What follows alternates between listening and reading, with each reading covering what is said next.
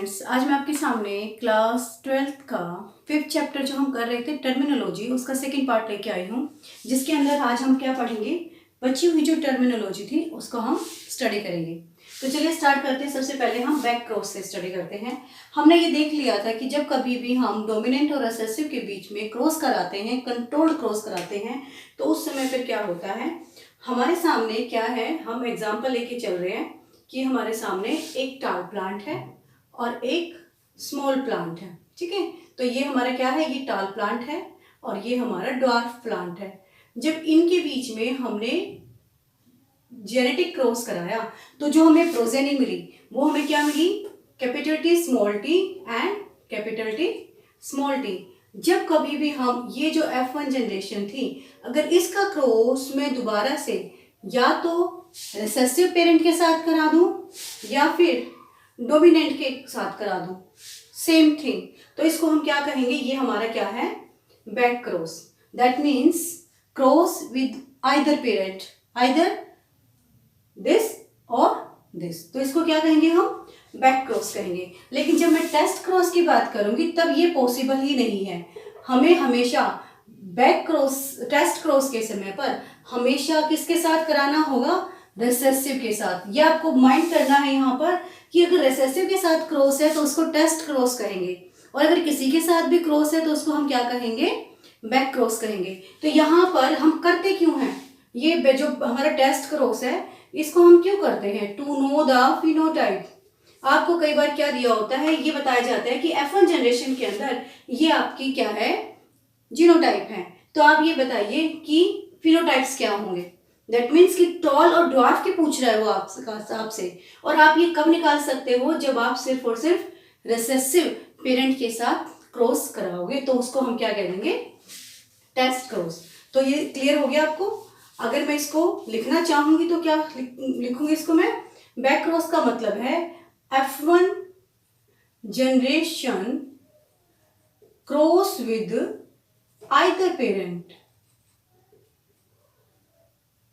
लेकिन test cross में only with recessive parent, recessive parent के साथ होगा, to know the phenotype.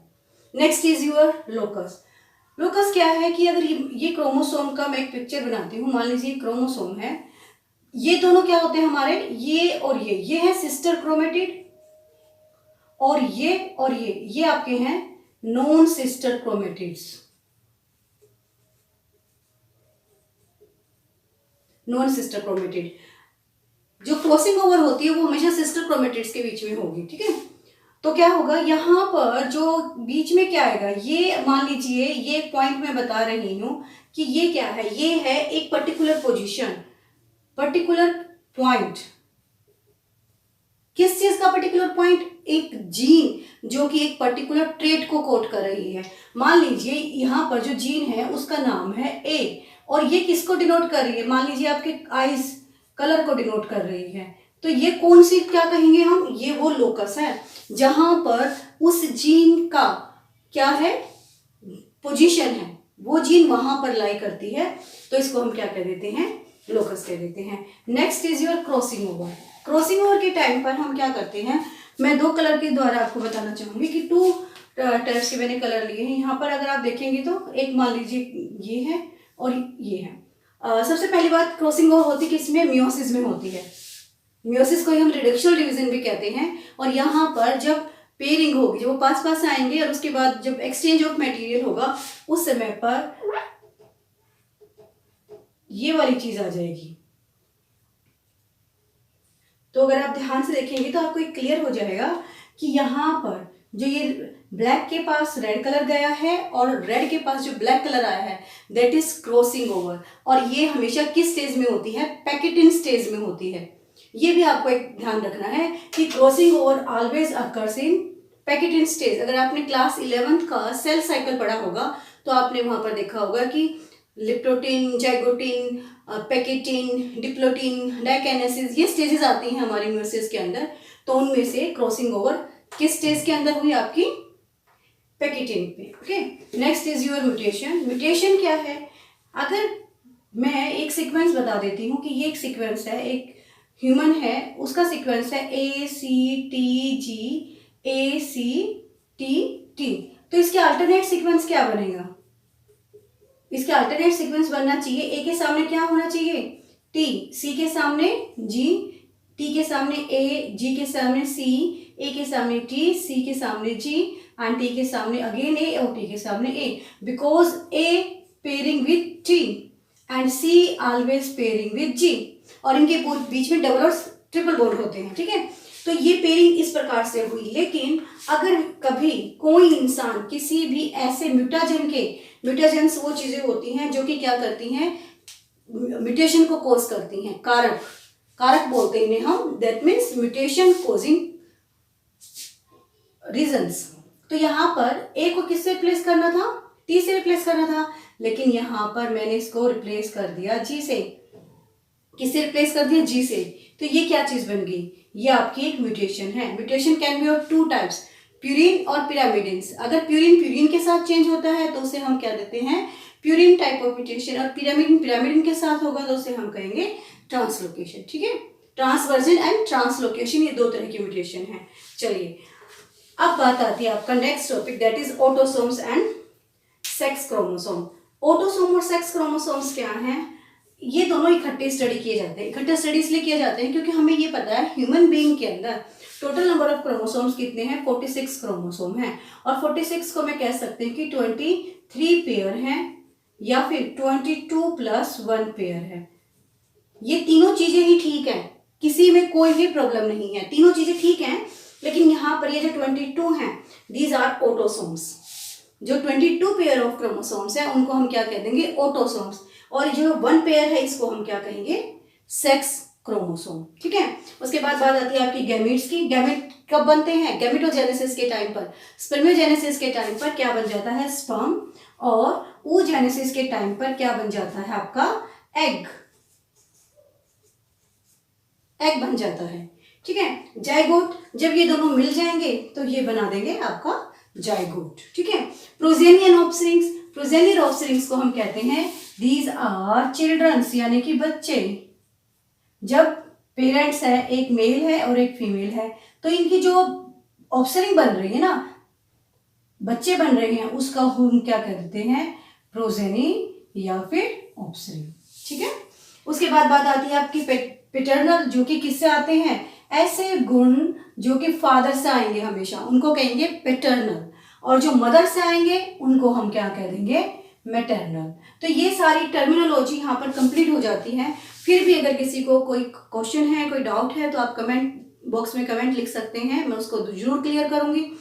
Genetics itself is a very vast subject. आप genetics को ये नहीं कह सकते कि आपने एक बुक पढ़ी और पूरी जेनेटिक्स को आपने कंप्लीट कर लिया, बट जितना आपका एनसीईआरटी पोर्शन के अंदर दिया हुआ है, मैंने उसको यहाँ पर कवर अप करने की पूरी कोशिश की है। फिर भी कुछ रह जाता है तो यू कैन राइट। उसके बाद हम बात करते हैं अपनी मेंडल साहब की। मेंडल जी आ गए अब हमारे थ्योरी में। अब मेंडल जी ने क्या किया? मेंडल जी क्या थे? मेंडल सर जो थे वो एक you can say child born scientist थे। उनका पढ़ाई में तो इंटरेस्ट नहीं था, लेकिन एनवायरनमेंट में बहुत इंटरेस्ट था। उनको ये चीज़ें में देखने में बड़ा इंटरेस्ट था कि एक चीज़ जो है वो हूबहू वैसी चीज़ों को कैसे पैदा कर रही है। उनकी मदर ने उनको एक मोनेस्ट्री में डाल दिया, और जब वो 5th-6th क्लास में थे तो वो एनवायरनमेंट की तरफ उनका झुकाव बढ़ गया, और उस टाइम पर उन्होंने जो गार्डन में जो फ्लावर लगे हुए थे वो उनको देखते रहते थे और यही सोचते रहते थे कि ये किस प्रकार एक पौधा हूबहू वैसा ही पौधा बना रहा है। ठीक है, जैसे कि आपके एनसीईआरटी में लिखा भी हुआ है कि एलिफेंट हमेशा एक एलिफेंट बेबी को ही बर्थ क्यों देता है, एक ह्यूमन बीइंग हमेशा ह्यूमन बेबी को ही बर्थ क्यों देता है। तो उसमें क्या, दैट मीन्स कोई चीज जा रही है पीढ़ी से पीढ़ी तक। ठीक है, generation to generation something is passing on, और उसी की स्टडी किसने की है? मेंडल जी ने की है। मेंडल जी का जो टाइम पीरियड रहा वो 1822 टू 1884 रहा, और इन्होंने 28,000 एक्सपेरिमेंट्स किए हैं। एक दो एक्सपेरिमेंट नहीं, 28,000 एक्सपेरिमेंट इन्होंने किए। और इनका जो एक्सपेरिमेंट प्लांट था उसका नाम था पाइसम स्टाइवम। बहुत बहुत बहुत इंपॉर्टेंट क्वेश्चन है, 1000 बार ये क्वेश्चन आ चुका है कि name the scientific name of Mendel experimental plant. तो क्या है, पर्सम स्ट्रैगम। कॉमन नेम क्या है, पी, और इसी को हम वाइन कहते हैं बिकॉज इसमें क्या बनते हैं, टेंड्रिल्स बनते हैं। ठीक है, टेंड्रिल्स बनते हैं जो कि उसको किसी चीज के साथ क्लाइंब करने में सहायता करते हैं। उन्होंने कितने लॉ दिए, 3 लॉ दिए थे, law of dominance, law of segregation and law of independent assortment. ये हम अपने नेक्स्ट लेक्चर के अंदर स्टडी करेंगे। एंड लास्ट उन्होंने कितने ट्रेड स्टडी किए, उन्होंने 7 ट्रेड स्टडी किए थे। उन्होंने हाइट को स्टडी किया, उन्होंने फ्लावर की पोजीशन को स्टडी किया, उन्होंने सीड के कलर को, उन्होंने सीड की शेप को, पोड शेप को, पोड कलर को, और इस तरीके से उन्होंने कितने ट्रेड स्टडी किए, 7 ट्रेड स्टडी किए थे। ठीक है, अब एक साइंटिस्ट है जितने इतने एक्सपेरिमेंट किए हैं, and I think he was the first scientist जिन्होंने मैथमेटिकल पॉइंट को भी यहाँ पे रखा। अभी तक हम जितनी भी बायोलॉजी के अंदर टर्म स्टडी करते थे, हम मैथ को इतनी वैल्यू नहीं देते थे, बट क्योंकि इन्होंने इतनी ज़्यादा 28,000 एक्सपेरिमेंट्स की स्टडी की, तो उन्होंने यहाँ पर स्टैट जो कि मैथ का एक पोर्शन है उसको भी इंक्लूड किया। उस टाइम पर तो जो दूसरे साइंटिस्ट थे उन्होंने कहा कि ये पॉसिबल कैसे है, लेकिन बाद में उनको भी मानना पड़ा कि यस, बायोलॉजी के अंदर भी मैथमेटिकल यानी कि स्टैटिकल स्टडी पॉसिबल है और की जानी चाहिए, ताकि जो डाटा हमारे पास है उसको हम क्या कर सके, इवेल्युएशन कर सके अच्छे से। लेकिन इतना कुछ होने के बावजूद भी मेंडल को बहुत अधिक रिकॉग्नाइजेशन नहीं मिली। कब तक नहीं मिली, जब तक वो जा चुके थे।